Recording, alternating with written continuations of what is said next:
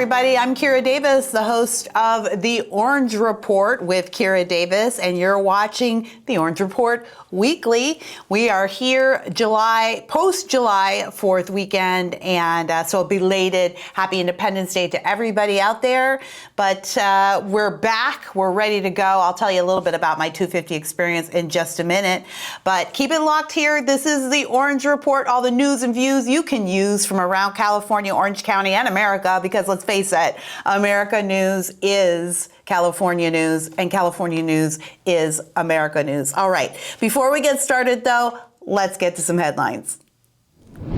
All right, here's a top headline from one of our favorite cities in Orange County, Huntington Beach. This is important. Huntington Beach police warn of a potential takeover on August 1st. So everyone's going to want to pay attention to this because we went through what happened in Newport Beach. We're going to talk about that today as well. I spoke about it on the show this week.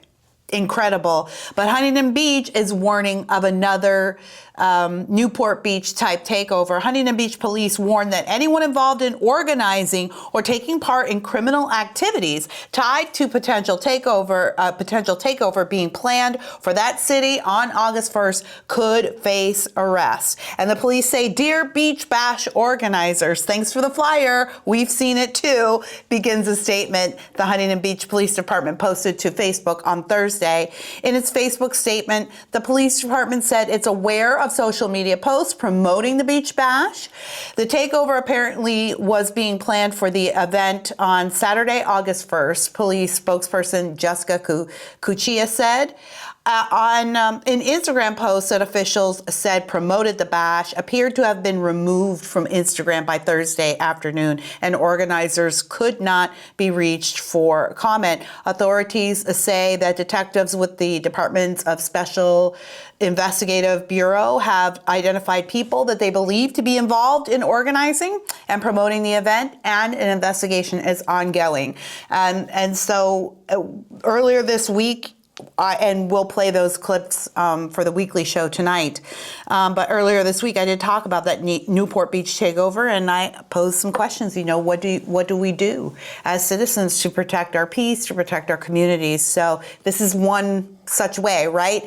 The police alerting people of these things, people staying vigilant. So if you're in HB on August 1st, keep your eyes out. You see funny things going on, you see suspicious crowds gathering, definitely call the police, but we'll keep our eye on that. All right, you may have heard last week there was a fire in Ladera Ranch, that's my neck of the woods, and a fire in one of the communities on one of the hillsides there that's undeveloped. It's a natural reserve, pretty dry. Not the first time that place has caught fire, to be honest.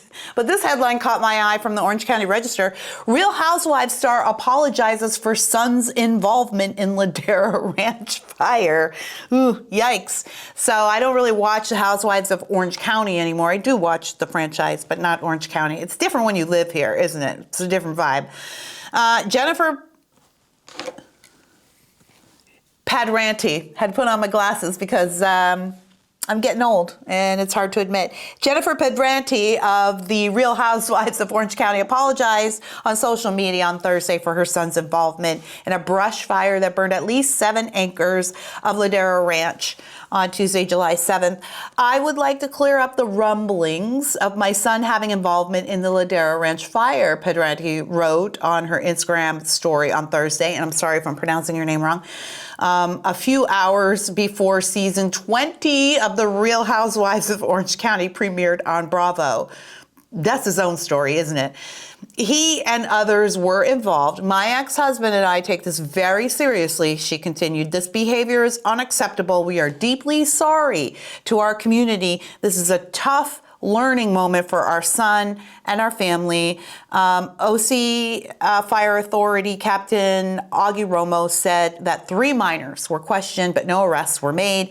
The OCFA spokesman said the cause of the fire remains under investigation. I think it's 3 teens, but okay. And a complete report should be available within 10 days. Well, first of all, shout out to the OC Fire Authority for being on top of it, jumping on top of it. They are launching this investigation, and I think if they tell you they're going to have a report in 10 days, typically OCFA will have that report in 10 days. I mean, this is in LA County, right? So thank you to OCFA for all of your hard work as usual. We really appreciate you guys, especially during fire season. But look, I just want to give a quick shout out to Jennifer here, who did the right thing. We see a lot of Orange County moms jumping to defend their kids when they get into trouble, but she was quick to take responsibility. I think that is great. It's certainly her son is responsible. Of course he is. And she seems to have said all the right things. It's a learning moment. We're going to discipline him. And whether they do or not is up to them. But I do think that that was the right thing to do. And I appreciate that. And, you know, I'll say, Jennifer, just as a side note, Hey, when I was a kid, I was a bit of a firebug, if I do say so myself. I never said anything, any property on fire. I never really got into trouble, but I will say this. I also am the daughter of divorced parents, and sometimes things like that are a cry for help. So setting things on fire is a destructive process, and it usually feeds some other thing that's going on inside. So I'm sure I'm not telling you anything that you don't already know about your family. I just want to give you, mom to mom, someone who's, kind of had this type of family experience. Just keep doing what you're doing. It's clear that you're willing to take responsibility, and that's great. And yeah, just keep an eye on your son, because oftentimes that's a sign of other things. Fire it's like spitting. It's a very specific act. But I don't know, maybe they were just smoking joints and that could be a thing too. In which case, good luck, girl. Thanks for the apology. Ladera Ranch, we're fine. I feel like we can all move on from this incident. Here's another interesting story coming out of Huntington Beach again. Huntington Beach doubles down on advertising to patch budget deficit. I got this story from the Voice of OC. Again, shout out to Voice of OC. I really like that paper. I know a lot of you don't because it's left-leaning, but they do a lot of great reporting here in Orange County, so don't sleep on them. Like many cities in Orange County, Huntington Beach leaders are staring down a multi-million-dollar budget deficit, but they unveiled a new plan to help fix that, monetizing the brand. For years, Surf City, USA has just been a nickname to draw crowds to the coast, but now city leaders are looking to make some money off it via ads and also by trademarking the Huntington Beach logo. I think it's a really interesting proposition. I actually want to just read a little bit from this story because I thought there's things either way. While a broader rebranding contract did not go forward amid concerns over how the contractor who created the report and the logo was handpicked by Mayor Casey McKeon, city leaders did trademark the Huntington Beach logo. McKeon highlighted that step in the council's April 22 city council meeting, saying that the city needs to capture all the revenue it can from the name recognition. Along with the trademark, this is the part I found interesting, along with the trademark, council members Butch Twining and Don Kennedy spearheaded efforts to sell advertising space on the city's lifeguard towers and steps leading down to the beach for companies like SeaWorld, Raising Cane's, Toyota, and Yamava Resort and Casino. But plans have faced some pushback from residents, with some accusing city leaders of pimping out their name just to earn a quick buck. Councilman Chad Williams noted that every person he spoke with regarding advertising on the steps and several of the other new moves were against it. To be honest, everything I saw was they were opposed to it, Williams said in a city council meeting. That's something we do have to weigh in our decision making. I'm not sure where I come down on this. I think it's a really interesting proposition. We do a lot of Huntington Beach stories here on the show. In normal America, they do a lot of Huntington Beach stories. It's kind of what we're becoming known for here in Orange County is the city of Huntington Beach. So their name does have value. And I think it's very interesting to trademark the logo. And perhaps I don't really have any issue with that. I am questioning putting is selling off, aren't you essentially you're selling off public property for advertisers? That's what it feels like.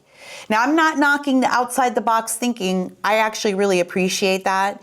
But I think I would be concerned, just the way we were concerned when we started putting, allowing advertisements on basketball uniforms in professional sports or football. We talk about this all the time. We're always going back and forth. How far is too far? How much is too much? So I would really be interested to hear what you guys think.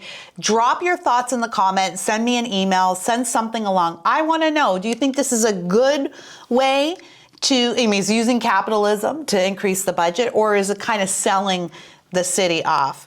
I feel a little uncomfortable about it, but I do appreciate the outside the box thinking. So I'll be curious to see how this goes. We'll keep an eye on this, of course, as always. And one last headline for today. This one really blew my mind. A leftist group pushes to add Black English to schools in multilingual education programs across California. I bet you didn't know that Black English was a language, but apparently it is. Black ECEs, that's the name of the group, 10-point framework also calls for reparations. Oh, shocker. Amid its push to expand multilingual programs to include the Black dialect. A co-founder of the group said she was teased as a kid for talking white and doesn't want Black children like her son to feel shame about the way they speak. I don't want my son to walk into any room and feel like his voice is not valued or his perspective can't be heard because he's not saying it in one way or the other. What's one way or the other? The white way or the Black way? Nobody ever thinks about what they're saying when they talk about these things. But with that comes a lot of shame and embarrassment because you're being constantly corrected when you're still in a moment when you're just trying to learn the language. Ma'am, how do you learn the language if you're not constantly corrected? How do you learn anything if you're not corrected? This is the craziest story. Back in the Rush Limbaugh days, we called this Ebonics. We've been through this in the 90s, but this is actually lowering the bar for Black students and Black Californians, in my opinion. You can talk however you want with your family. That doesn't mean that's its own English language. That just means that's how you guys talk in your circle. And you do that in your culture, in your religion. To foist this upon school children, this just seems like another version of the soft bigotry of low expectations. Little Black kids can't learn how to speak English properly, and we shouldn't even make them try, even though that could create failures for them in the future when they go into the professional world. It sounds like this woman is working out of her own childhood trauma. If you go into a boardroom, ma'am, and people ask you to speak standard English, it's not because your voice isn't being valued, it's because they can't understand you. And if you want to get along in American society, you got to be understood. So yet another thing California is foisting upon our children and our taxpayer system. I don't suspect this thing will get very far, but I think you should be planning on voting in a new administration this November. I think you should do that. All right. And that's the headlines for this week on the Orange Report Weekly. Let's move into some stories from the week behind us. All right, well, it was a truncated week, and my husband and I just got back from America 250. I'm going to tell you the truth. We are still recovering. DC was as hot as everyone told you. It was next level heat. Like, there's got to be some weather machine conspiracy hot. It was so hot. I couldn't believe it, but it was so amazing to be there. The patriotism was off the charts, and the leftists were boycotting it, and it was great because you were with friendlies the whole time. You didn't have to worry. You didn't have to sort of speak in code or worry about, is the person I'm talking to a crazy leftist? Everybody was in the city for the same thing. So it was just patriots everywhere. It felt like how America was supposed to be. And I did get into a fight. And maybe I did punch an Antifa Nazi. Maybe. But listen, I talked a little bit about that on the show this week. I don't want to belabor the point right now, but I do want to encourage you to go back to my Instagram, go to just Kira Davis on Instagram, or you can go to our Orange Report OC on Instagram. I talked a little bit about it there, or go back and watch Tuesday's show. I give you a whole rundown there. Everyone was fine. And I think the lady and her friend ended up getting arrested. So I was fine. I didn't even come away with like a black eye souvenir or anything. That was the most disappointing part. Black eye, not black eye. I did come home with a black eye. That's my husband. All right.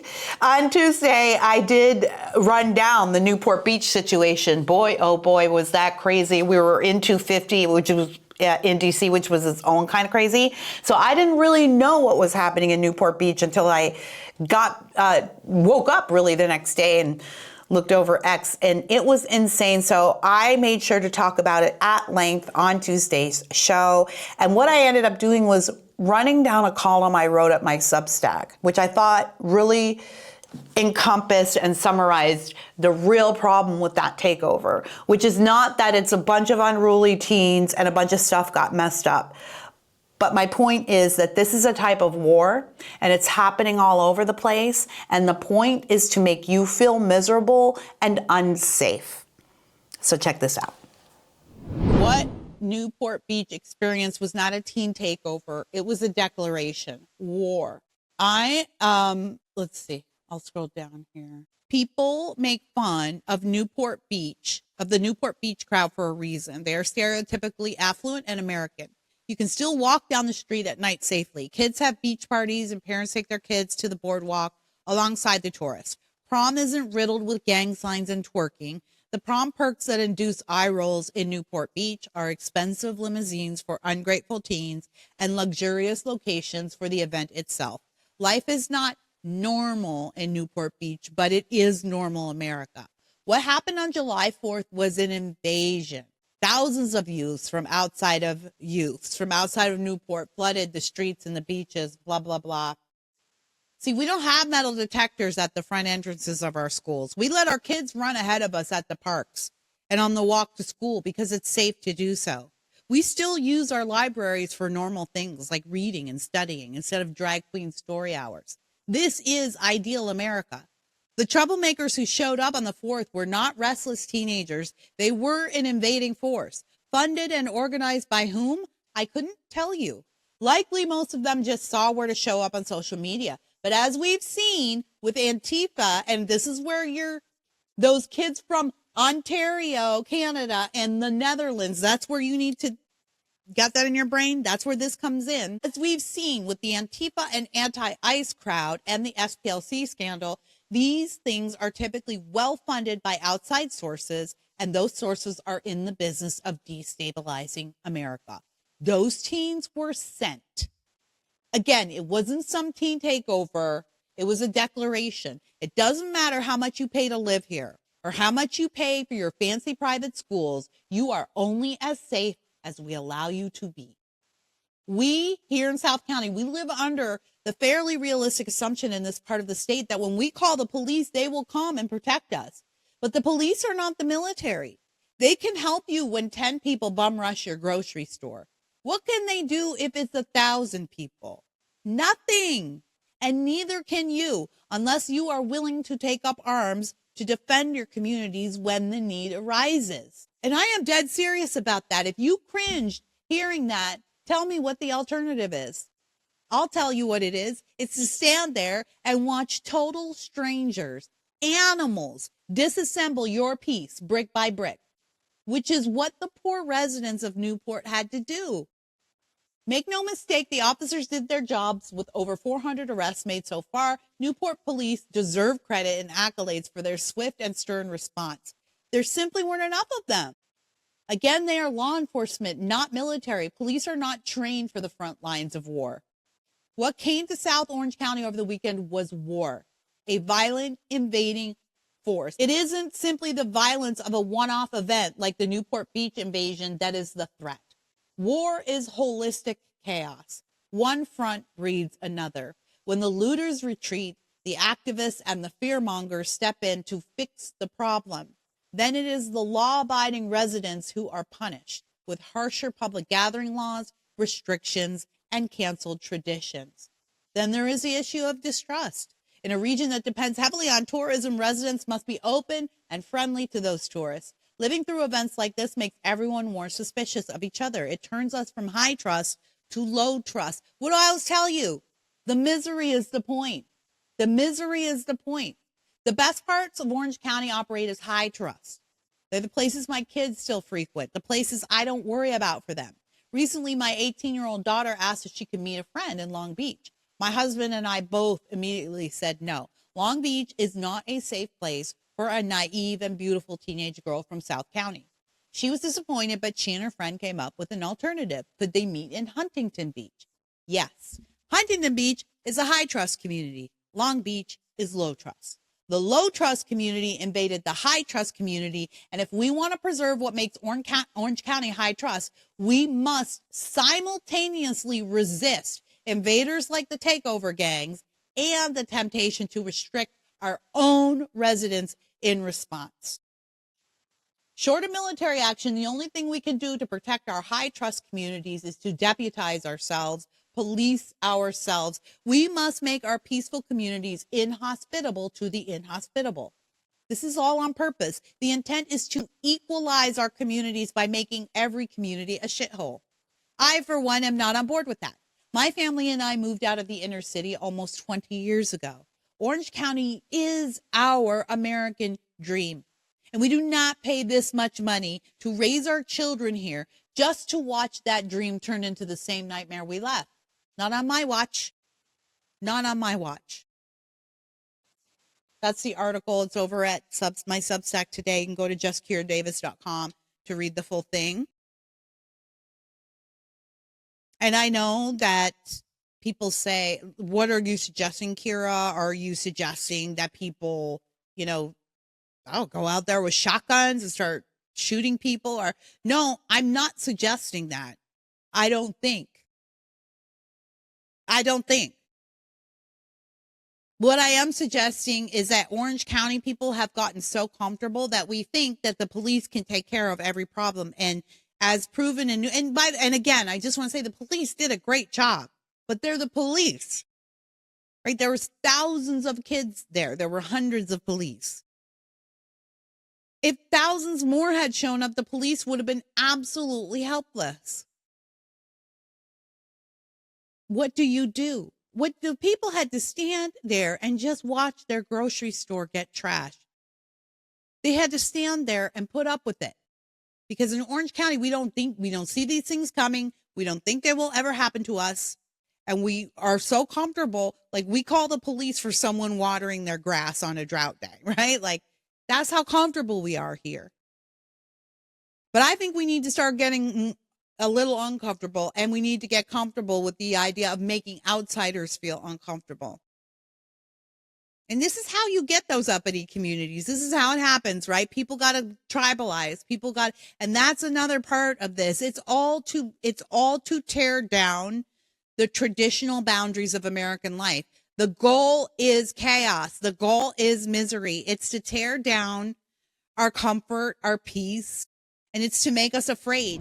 One of the things that I said in that episode, you can go back and watch the whole live show again. We broadcast live Monday, Tuesday, Wednesday. One of the things I said is here in Orange County, we love to talk about don't LA my OC. We say it all the time. Don't LA my OC. And we look at things like the beach takeover, and we look at those crazy kids and violent kids, and we go, don't LA my OC. We don't want the crime here. But you know what? How you get LA and OC? Everyone needs to be really careful. The way you get LA and OC is when you overcompensate to make up for the criminals. So here's what we love to do in California.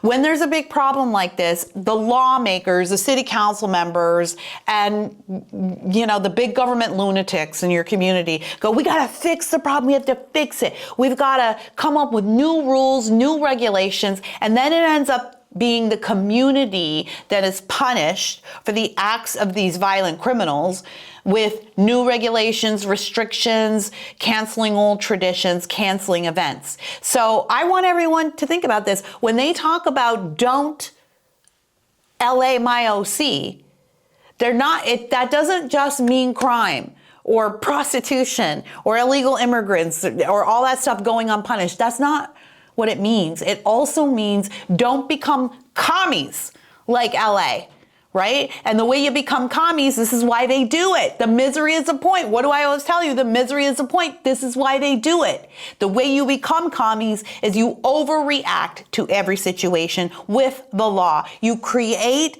new pathways for bigger government, more surveillance. So folks, if you don't want your OC to get LA'd, then you better make sure you're showing up to these city council meetings when they're addressing these issues. Because I guarantee you the next step is going to be to try to cancel some Newport Beach traditions, try to cancel some Newport Beach access, things like that, that we here in Orange County, we love and we value.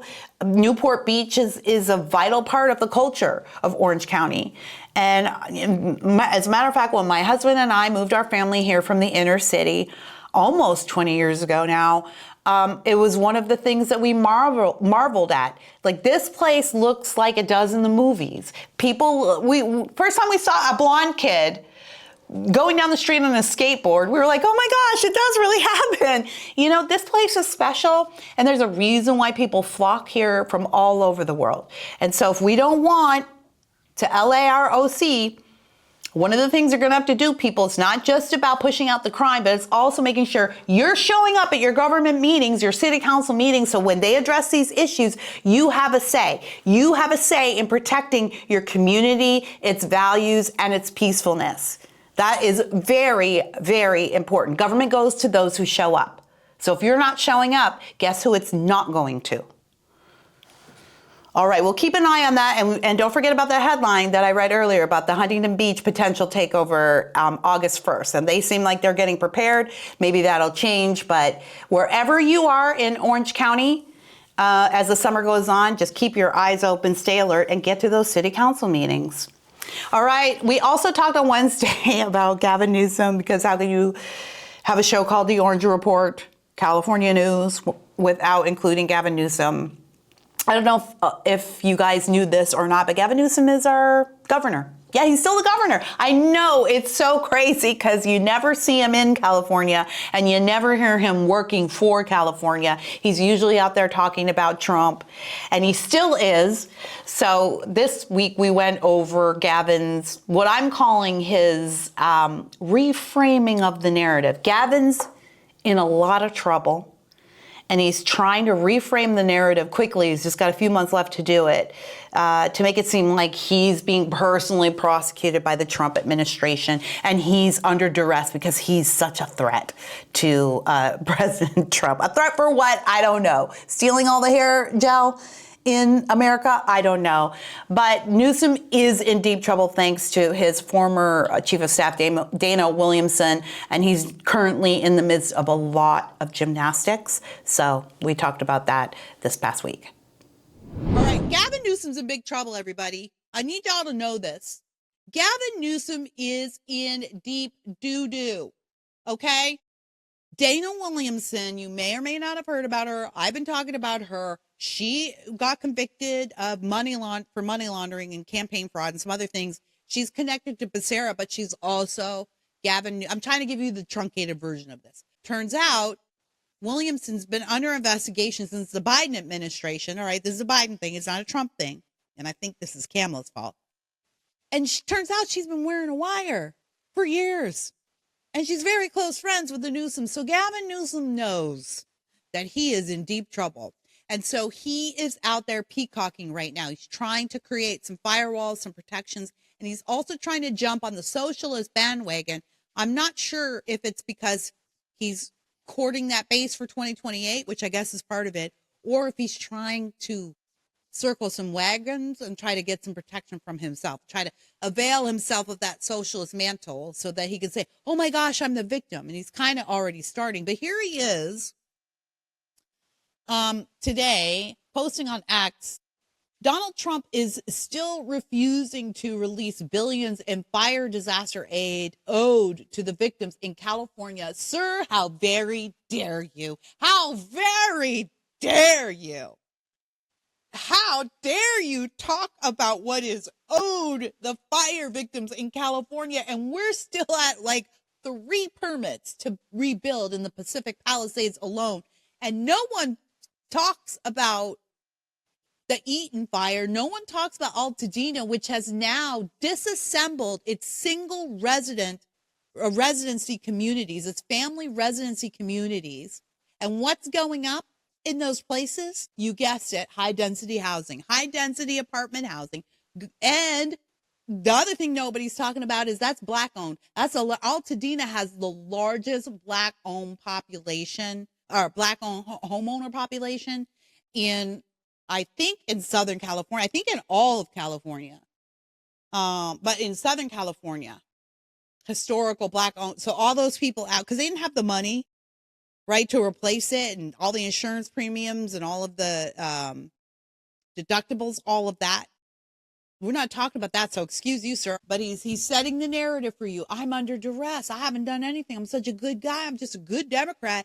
And now Trump is coming for us, especially guys like me who stand up for fire victims while fast-tracking Republican-led ones.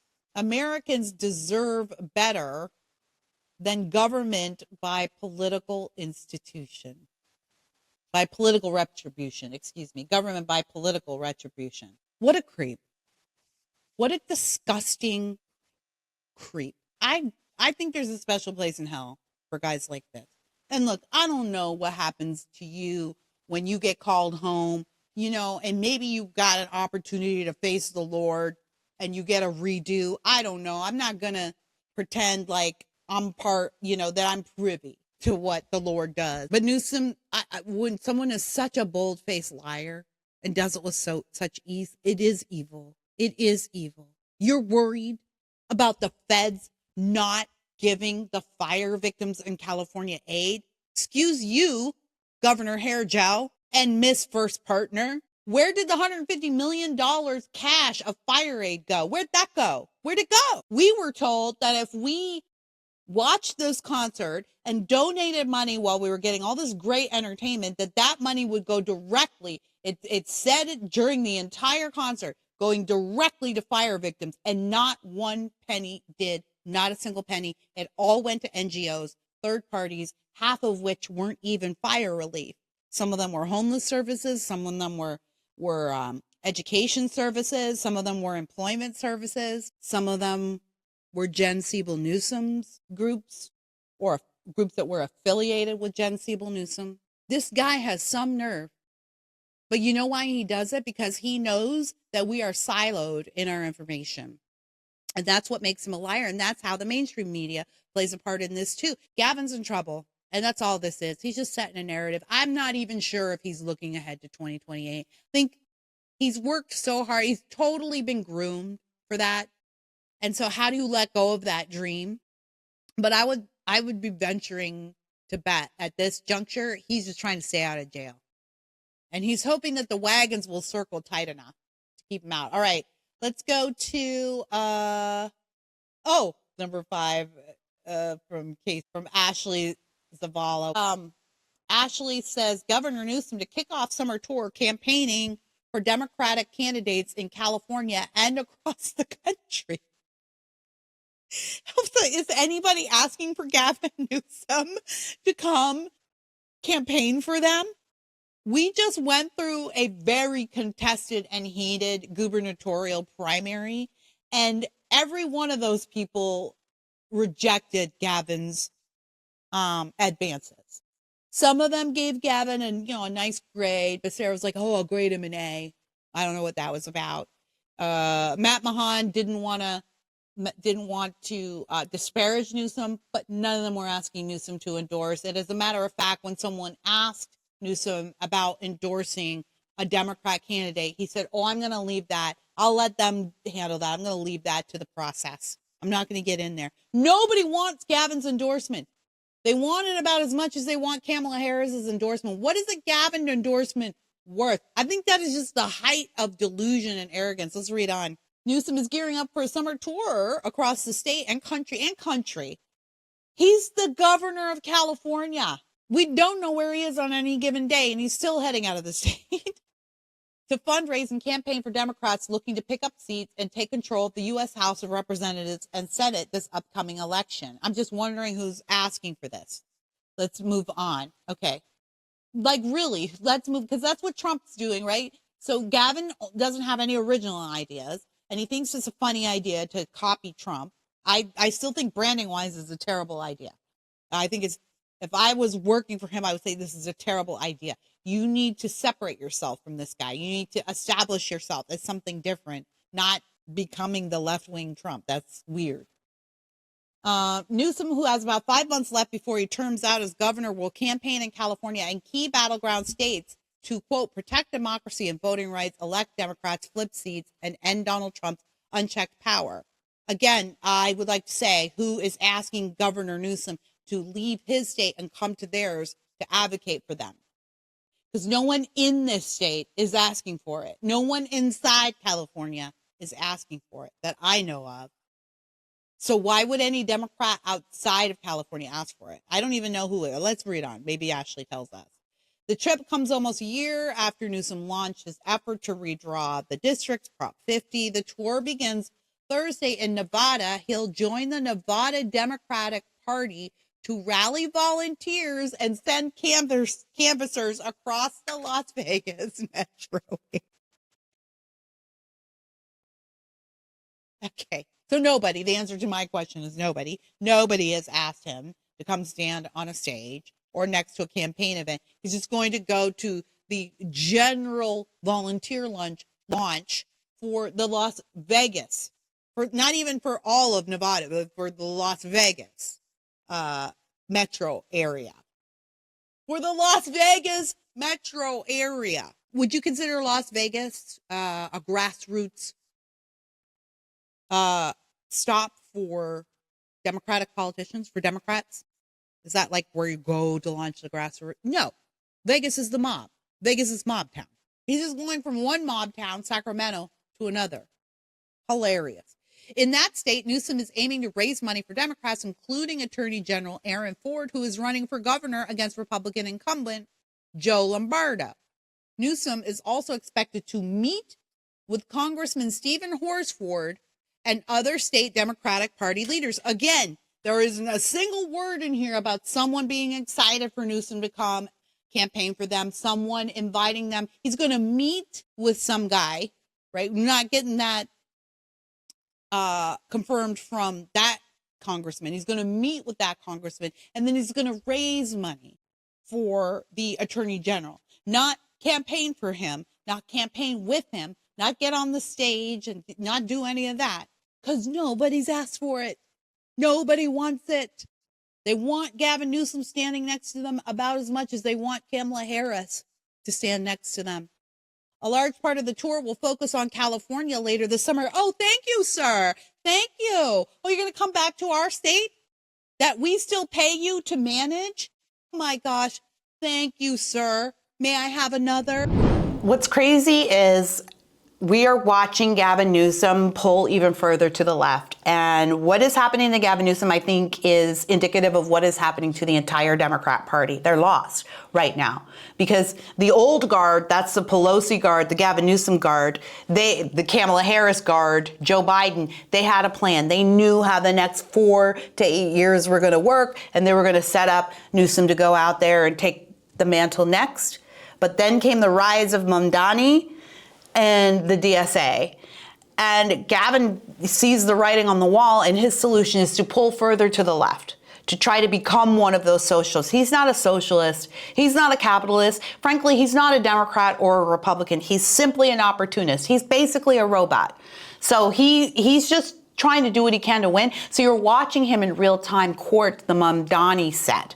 Those socialist voters. I think not only is that a very dangerous shift for the Republican Party, because he represents the elite part of the party. Not only is that a very dangerous shift happening at the top, it's also kind of pathetic. Because does Gavin Newsom really think that the black and brown people of the DSA are going to choose a guy like Gavin Newsom with that hair and those teeth and that suit? They're going to choose that white guy in 2028 over whatever brown socialist they're going to put up? It's a last-ditch effort, and Gavin's in big trouble, and he knows he is. So I know it's frustrating to see him out there talking about Trump and talking about all of this stuff when he's basically a crook and he's been stealing from California for years. I know that's frustrating. But have some patience, because I think we are witnessing the collapse of Gavin Newsom. It might not seem like it at this moment, but I think that's where we are. All right, well, I think it's time to close out this show. I do want to encourage people to sign up for Orange Report OC for all of our accounts. And don't forget, last week we aired our interview with Patsy Freitag. She is going to be launching a new podcast as a part of our Orange Report network, which we're really excited, and we'll be launching our Substack next week as well, where we'll be able to cover a lot more stories, more in depth for you on a daily basis eventually. And so I'm looking forward to Patsy's show airing next week. It's the bright side. You know, you want some good news instead of all this bad news? You're going to want to follow the bright side. And then, as always, if you just want a break from the craziness, you need to be following my podcast, Journey to Christmas Land, with my BFF Amelia. We review cheesy Hallmark Christmas movies all year round. It's something we like to do. And you don't have to be a fan of Hallmark to like it. You'll have fun just listening to us talk about it. That's Journey to Christmas Land with Kira and Amelia. You can find that Substack, YouTube, Facebook, X, and Instagram. All right, I've got to go, but we'll be back next week. I'm Kira Davis. Don't forget, get to your city council meetings. Get to your school board meetings, get to a meeting. Here's my challenge for you this week, everybody. Pick one meeting and go to it. Pick one government meeting and go to it. Just one. And then write to me and tell me what you thought. Tell me how it changed you, or if it didn't change you. All right, well, let's get going. It's time for some summer cocktails, I guess. I'm Kira Davis. You've been watching the Orange Report. Don't forget, sunlight is the best disinfectant, so bring on the sunshine.